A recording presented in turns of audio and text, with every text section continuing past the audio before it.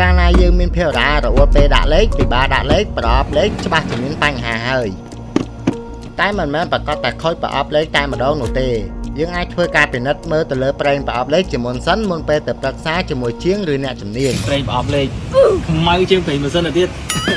ដើម្បីពិនិត្យមើលប្រេងប្រអប់លេខគឺយើងយកចុងម្រាមដៃរបស់យើងឆ្លីប្រេងប្រអប់លេខដែលជាប់នៅលើចុងម៉ាកេប្រេងប្រអប់លេខនៅមានគុណភាពល្អគឺមានពណ៌ផ្កាឈូកហើយថ្លាហើយមានភាពរអិលប្រសិនបើប្រេងប្រអប់លេខរបស់យើងធំក្លិនឈ្ងៀមវាមានកម្ទេចកំទីដល់ពេលដែលយើងត្រូវប្រាស់ប្ដូរប្រេងប្រអប់លេខថ្មីហើយបងប្អូនអាសាឆៃទីណា40000គីឡូឆៃដូរម្ដងលុកដៃទៅប្រឡាក់មកសាក់ខ្ជុំចំពោះប្រអប់លេខដៃ Manual Transmission ដើម្បីត្រួតពិនិត្យមើលកម្រិតប្រេងគឺរថយន្តត្រូវឡើងពងជាមុនសិនដើម្បីឲ្យអ្នកបច្ចេកទេសអាចដោះបឡុងដើម្បីអាចពិនិត្យមើលប្រេងប្រអប់លេខបានបើឡានរបស់យើងមានម៉ាកេស្រួលទេបញ្ឆេះម៉ាស៊ីនរបស់លោកអ្នកឬដាក់លេខ N ហើយដាក់ប្រាំងដៃផងទុកឲ្យម៉ាស៊ីនដំណើរការរហូតដល់ឡើងកម្ដៅល្មមឬទាញម៉ាកេប្រេងប្រអប់លេខមកមើលប្រសិនបើប្រេងប្រអប់លេខនៅថ្លាល្អប៉ុន្តែមានបរិមាណមិនគ្រប់គ្រាន់សូមបន្ថែមប្រេងប្រអប់លេខឲ្យឡើងដល់កម្រិតខ្ពស់បំផុតប៉ុន្តែសូមកុំបន្ថែមឲ្យលើសជ្រុលពេកចំណាំបញ្ហាទូទៅរបស់ប្រេងប្រអប់លេខដំណើរការដោយរអាក់រអួលពេលបញ្ចូលលេខសូមត្រួតពិនិត្យមើលកម្រិតប្រេងជាមុនសិនជាធម្មតានៅពេលដែលអ្នកបន្ថែមប្រេងប្រអប់លេខដែលកំពុងតែខ្វះប្រេងគឺអាចធ្វើឲ្យប្រអប់លេខមានដំណើរការល្អប្រក្រតីឡើងវិញ